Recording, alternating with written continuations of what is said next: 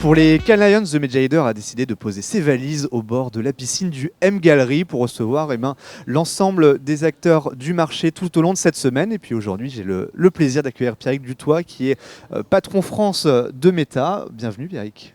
Merci, bonjour Vincent. Bonjour. Alors, hier à Cannes, il y a eu beaucoup d'annonces de votre côté. Alors j'aimerais bien qu'on fasse peut-être un petit tour d'horizon de ce qui s'est passé et que tu m'en dises un peu plus. Alors effectivement, beaucoup d'annonces dans plein de domaines. On va commencer par le domaine de l'IA, dans un premier temps, avec des outils d'IA qui sont mis à disposition, entre autres, des agences intégrées pour pouvoir évaluer toute la partie créative, savoir si ça se passe bien, si on peut scaler avec ça, etc. Dans ces annonces aussi autour de l'IA, on déploie plus de traduction automatique dans différentes langues pour du texte et pour de la voix. Donc, on rentre dans cette logique d'utiliser l'IA pour pouvoir performer mieux, avoir encore plus de capacités et pour aider les équipes à être meilleures. Donc ça, c'est sur cette première partie. On a une deuxième partie toujours liée à l'IA, et j'étais d'ailleurs à un petit déjeuner ce matin, sur nos AI Business Agents. AI Business Agent, aujourd'hui, on a 1 million d'entreprises dans le monde qui utilisent nos business agents pour pouvoir répondre à des clients sur ce qu'ils font, comment ils le font, etc., prendre des commandes. Et on a plus d'1 milliard de conversations aujourd'hui par semaine entre des business et des particuliers. Donc on est vraiment, on parle de l'agentic AI, de l'IA, là on touche sur du concret.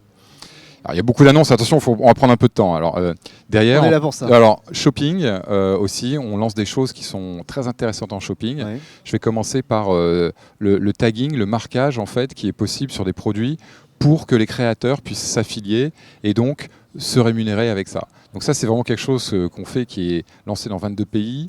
Ça va aider l'écosystème des créateurs. Donc ça, c'est sur cette partie shopping. On va lancer aussi des publicités en direct pour faire du shopping aussi, dans lequel les gens, en regardant le live, pourront sélectionner les produits, regarder et les avoir derrière.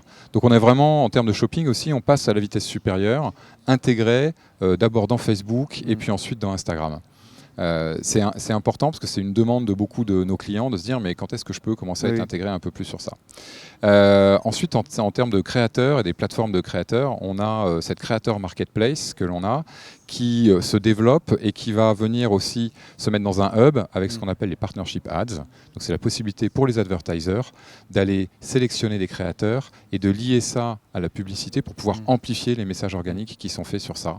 Et donc là aussi, l'objectif c'est d'avoir quelque chose qui est pour les utilisateurs, enfin pour les clients et pour les créateurs, beaucoup plus pratique, beaucoup plus simple et beaucoup plus fluide, encore une fois, pour tout cet écosystème-là. C'est une petite parenthèse, mais c'est une volonté de se rapprocher de TikTok à un moment, justement, sur cette partie créateur économie. Nous, en fait, c'est surtout de se rapprocher de nos créateurs, à nous, d'écouter ce qu'ils font, nos créateurs et nos clients, pour qu'ils puissent faire des choses ensemble.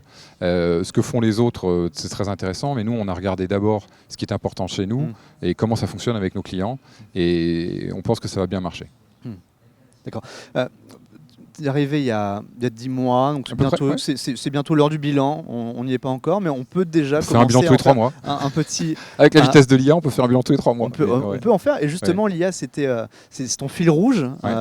Aujourd'hui concrètement, chez Meta, l'IA, elle a quelle place, peut-être justement en interne aussi sur vos outils, comment vous travaillez avec l'intelligence artificielle? Alors déjà on ne peut pas parler d'IA chez Meta sans parler de Meta AI et le dernier modèle MuseSpark qu'on a lancé, qui fonctionne très bien et qui d'ailleurs quand on a alors je ne les ai pas là, elles sont là-bas, mais les Ray-Ban Meta ou les Oakley que j'utilise beaucoup pour courir, connectés à Meta AI avec le modèle MuseSpark, c'est vraiment canon. Enfin, moi je suis un grand fan, que ce soit pour l'interaction avec WhatsApp, que ce soit pour prendre des photos, etc.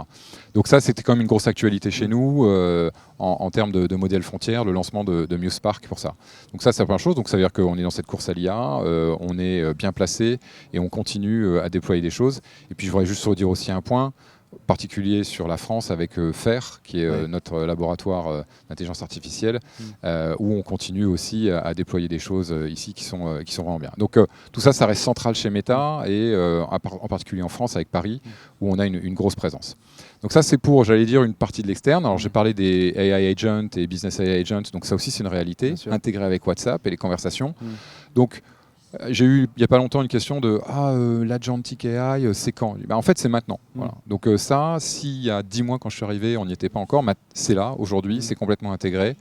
On a des cases au Brésil, en Inde, où c'est vraiment intégré dans WhatsApp, dans les conversations avec des business agents. Donc toute cette partie-là, elle est en mouvement et on est très content de ça parce que c'est ce qui fait qu'on a un business qui fonctionne bien. Dans l'IA aussi derrière, et c'est ce qui fait qu'on est on est, je pense, la meilleure plateforme en termes de retour sur investissement. Notre modèle publicitaire derrière lequel tournent des modèles d'IA pour l'optimisation, on a refait une mesure là pour $1 investi, on a un peu plus de $4 de retour, ce qui est en augmentation de 24% par rapport aux mesures de 2022. Donc l'IA appliquée à notre modèle publicitaire fonctionne en termes de ROI. Et je vais aller assez vite sur la fin. En interne, on est full IA partout, on utilise l'IA comme des dingues. On a la chance d'avoir énormément de modèles à disposition et on fait tourner ce qu'on appelle, nous, on a MetaMate chez nous, qui est mon compagnon de tous les jours, qui fonctionne très bien et qui nous aide à faire des choses beaucoup mieux pour nos clients et beaucoup plus rapides. Donc voilà, on est très content sur ça. Je suis allé vite, je ne vais pas aller en tous les détails, mais voilà, c'est le principal. Justement, peut-être un mot sur les solutions, parce qu'il y a un éventail j'ai envie de dire considérable de ce que vous proposez. Alors il y a eu le métaverse à un moment qui s'est arrêté, enfin on peut peut-être dire un mot là-dessus, je ne sais pas si c'est arrêté ou si finalement il est en décroissance côté priorité chez vous. Il y a Threads, là il y a WhatsApp sur lequel vous accélérez beaucoup, Instagram, Facebook, etc. Sur cette palette, comment vous dirigez justement côté pub les annonceurs aujourd'hui comment vous accompagnez, qu'est-ce que vous proposez Alors, en fait, on a 3,5 milliards d'utilisateurs sur nos plateformes dans le monde. Et toutes ces plateformes, en fait, sont à disposition de nos annonceurs. Je dis pas, il n'y a pas une limite en tant que telle. C'est-à-dire que quand on fait du click to WhatsApp, on ne dit pas on a Instagram et WhatsApp à côté. Le click to WhatsApp, c'est orienté vers le client. C'est donc quelle est l'expérience client avec la conversation qui va jusqu'au bout, qui est le mieux possible. Et ça, c'est quelque chose qui parle complètement à nos annonceurs. Donc on n'arrive pas en disant bonjour, je vous vends du Instagram, bonjour, je vous vends du Facebook. On dit de quoi avez-vous besoin dans votre relation client du début à la fin, dans tout cet entonnoir de conversion que vous voulez avoir.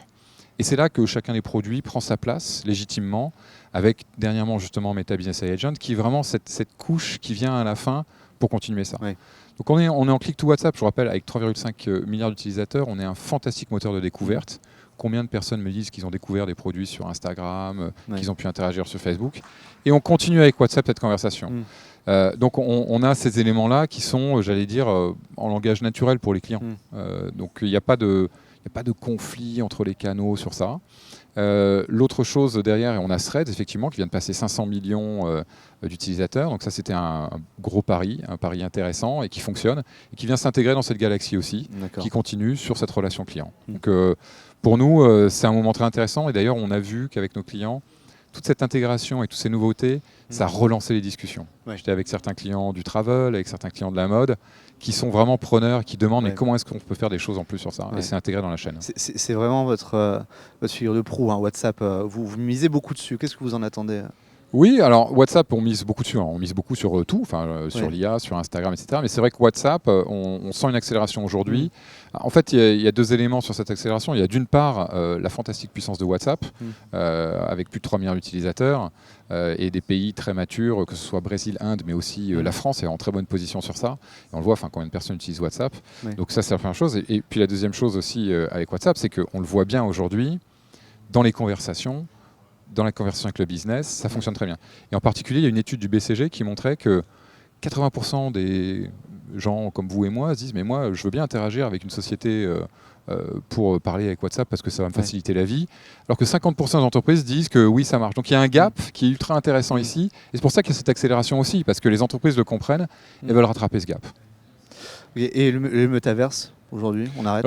Alors le métaverse, en fait, nous, je ne veux pas parler de métaverse, je parle plutôt de la réalité augmentée et de tout ce qui va avec. Alors, ce qu'il faut bien voir, c'est que quand on prend nos wearables, et je vais commencer avec les Ray-Ban Meta et Oakley, on est déjà dans ce changement d'interface homme-machine, dans une intégration dans la vie de tous les jours, où finalement on a un peu une partie du virtuel avec nous. C'est-à-dire que la traduction simultanée sur les Ray-Ban Meta, quand on discute, c'est quoi ? C'est du monde réel, c'est un monde un petit peu virtuel, mais c'est une réalité augmentée qui se met avec nous.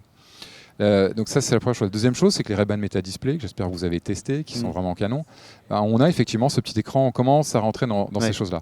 Donc tous nos investissements aujourd'hui, ils sont dans cette direction des wearables pour rendre les technologies plus inclusives dans la vie de tous les jours.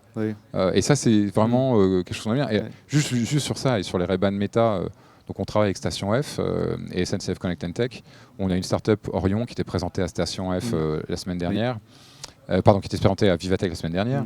Et c'est pour les personnes malvoyantes, pour qu'elles puissent s'orienter dans les gares, qu'elles comprennent ça.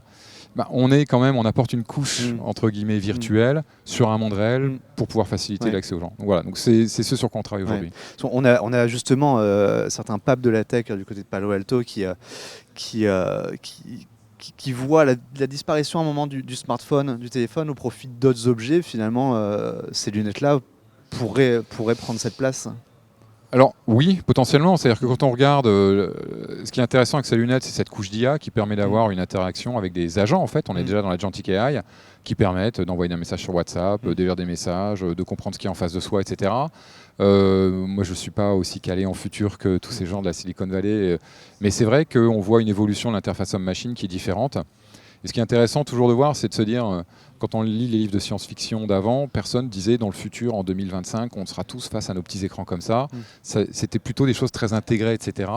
Et je pense que la technologie va nous aider à aller de plus en plus vers ce qui pouvait paraître de la science-fiction, mais qui, aujourd'hui, encore une fois, quand j'essaye les lunettes, ça facilite la vie. Et je trouve que c'est une interface très, très intéressante. Alors aujourd'hui, à Cannes, la presse B2B est très présente, en tout cas la presse française et anglo-saxonne. On a vu de nombreux titres. Justement, comment vous vous situez, vous, aujourd'hui en France par rapport à tous ces éditeurs? Parce qu'il y a eu un rendu de justice côté européen au niveau des droits voisins. Justement, avoir votre point de vue, de quel œil vous voyez justement la relation des éditeurs aujourd'hui avec MetaFrance? Ça, on ne commande pas justement. Il y a des négociations en cours. Donc ça, aujourd'hui, on ne fait pas de commentaires tant qu'on n'est pas arrivé à une conclusion. Eh ben, on fera peut-être le point plus tard, en tout cas, même sur toutes ces avancées technologiques et publicitaires, avec un grand plaisir. Merci beaucoup, Pierrick, d'être venu. Merci, Vincent. Merci. Bonne journée.